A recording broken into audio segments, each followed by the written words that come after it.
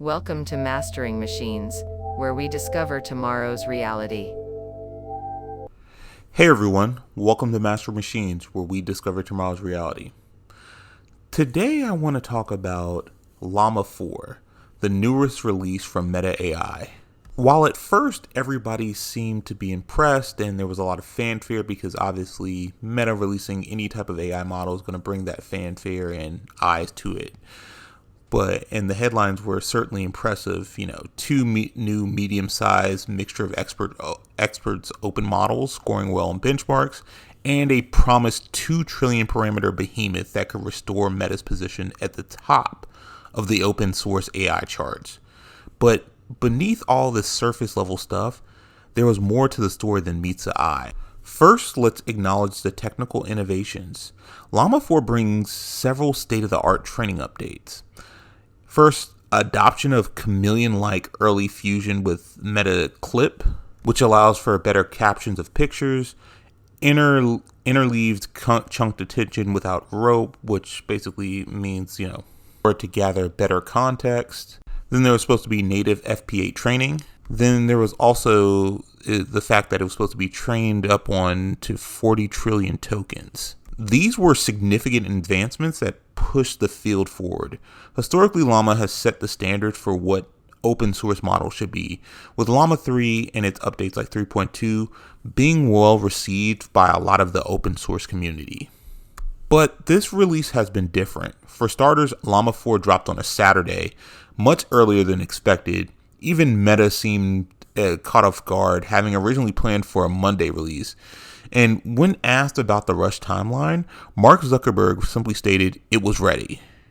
Also, unlike previous releases, Meta published just a blog post, nowhere near the transparency level of the comprehensive Llama 3 paper that was pretty detailed and showed a lot of different ins and outs of what went into Llama 3. This particular aspect raised a lot of eyebrows in the open source community that valued, obviously, openness. Then there was the accessibility issue. The smallest model, dubbed Scout, weighs in at 109 billion parameters, making it impossible to run on consumer-grade GPUs. This essentially limits access to those with significant computing resources, like, from AI labs or, with significant VC money. Meta also claimed a 10 million token context window, which sounds really impressive on paper. But given it was trained with only 256,000 tokens, the real-world context capabilities are almost certainly much lower than advertised. The major reason why Llama 4 has gotten into a lot of hot water was the fact that it was a lot of benchmark discrepancies. The model scored impressively on Llama Arena, which is kind of the battleground for all the different open source models and comparing them with each other. But it turns out Meta used a special experimental version for those tests, not the version they actually released. And this forced Llama Arena to respond by publishing their full evaluation dataset for transparency.